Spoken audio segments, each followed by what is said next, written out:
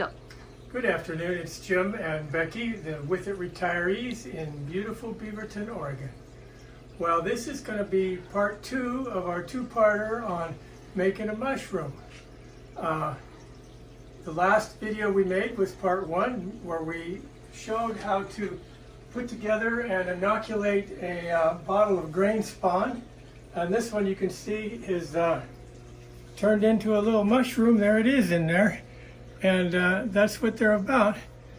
They look like something you don't want, but they're really not. Anyhow, after the last video, a gentleman left a comment and said that he was able to get oats for using as grain spawn at $14 for a 40-pound bag at the feed store. So, in particular, if you're using a lot of them, or if money is a serious object, then that would be a really good place, and that would be way cheaper than what I was doing. Anyhow, I absolutely appreciate anybody that wants to leave a comment. It's really nice. So, let's get on with the show. What we're going to do this week is show how to build a fruiting block, and then we're going to put the grain spawn in the fruiting block, and then we'll have a finished product. So what we have is, I'm going to make a half a batch. A normal batch for me, which makes about 15 pounds, is 4 quarts. This is 2 quarts of wood pellets. These are wood pellets like you use in a pellet stove. Excuse me. These are Costco wood pellets. They're very, very cheap. 12 something for 40 pounds. About the best you're going to get. So anyhow, there's a half batch, 2 quarts, and 2 liters of water. So just slightly more in ratio water to pellets. So it looks like there's an awful lot of water in there, and you can't hardly believe that that will get soaked up. But I'm going to set this one aside. It takes about a half hour to soak them up. And I will bring out this one that I did not too long ago. That's the same stuff, just a little later after you work it a little bit. Now, when you get this, you also add, for the full batch it would be 4 cups, for a half batch 2 cups of wheat bran. This stuff is very, very light. It's like nothing hardly. So a little bit goes a long ways, and it's crazy cheap. It comes from the bulk food at Winco. 60 cents a pound. A pound would be like that much. So anyhow, I'm going to put this in here because it goes in that one. This one already has it in there and mixed in. So what we're going to do now is build a fruiting bag. This is a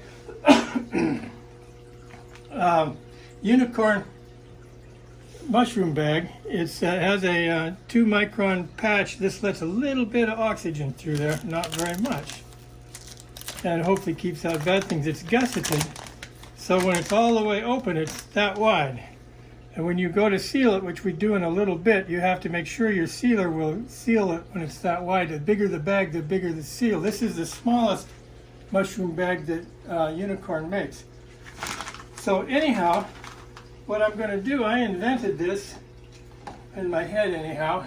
This is a takeout plastic tub of 1 quart, I believe, relatively stout. It fits right inside here. You can find one for whatever bag size you have, so it holds it tight like that. Now we're going to turn on the here. There's a scale. I happen to know about where we want to go. We're loading this for 2.5 pounds. And then when we put the grain spawn in, it'll be probably closer to 3 pounds.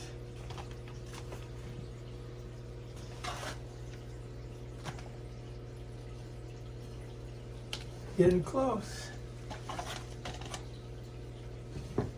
When I do this when nobody's watching, I'm a lot better at it. There we go. Okay.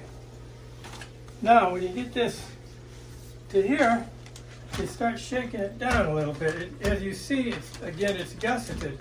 So you grab hold of both sides of the gusset, just start kind of pounding it down. It's important you do this because you want to make a brick out of it. Now you can just fold it over and just kind of push on it. Make sure you get it all the way down in there. Now you have the patch side on the inside when you fold this down. And you're just going to fold it down like so. When I do this right, I have just enough to be on the other end. And that's it, like that. Now, actually, we're not quite down.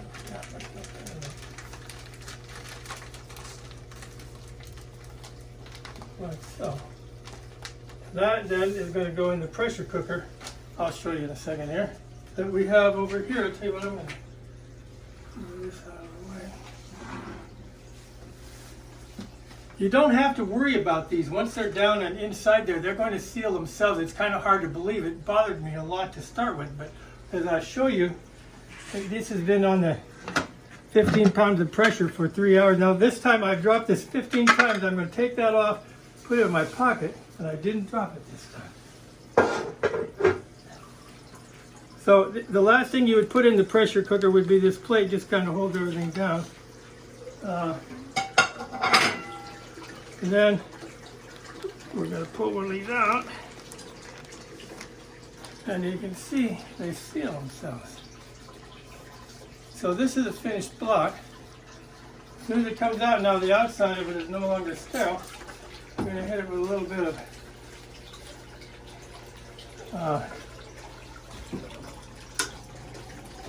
alcohol, excuse me. Now I'm going to turn this on, so I'm going to talk very loud. The laminar flow hood is now on, and we have a laminar flow in here. So everything in here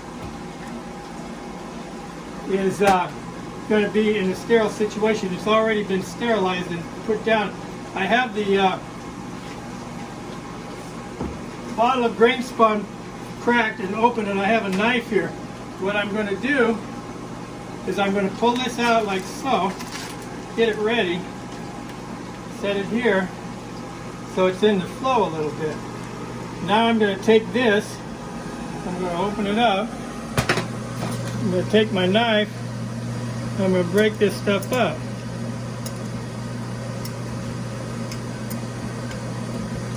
And then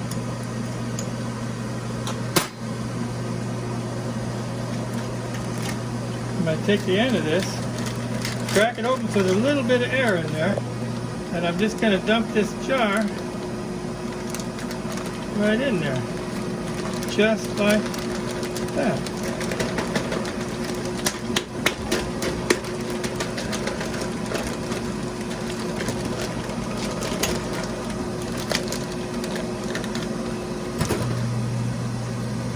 Like so. Now, shake that down a little. We're going to pull this apart so it's all the way spread. We're going to come right down to our sealer. We're going to seal it. It seals automatically and the light goes out. Now we're sealed. A little bit of air in there. Now we're going to break this up a little bit. We'll do this more later. And start shaking this down in there a little bit. You don't have to do that, but if you do, it will colonize faster. So now we have it sealed. There's a little bit of air in here, bag, just like that. We're going to shake this down a little more as we go. And this is ready to go. We're going to put this in a cupboard, and it's just going to sit there, and this is going to cover the whole thing when it's all white, except maybe just a little bit, but basically at 90-some% white with the mycelium. Then we will put it back in the fruiting chamber, and we're going to make a mushroom of it. So that's pretty much all I got to say today. I can turn this off now. There, that's better. So anyhow, we're going to do the rest of these and put them all in the cupboard, and hopefully in a couple of weeks or a little longer perhaps, we will be able to show you the mushrooms as they start to pin and turn into mushrooms. So I will see you next time.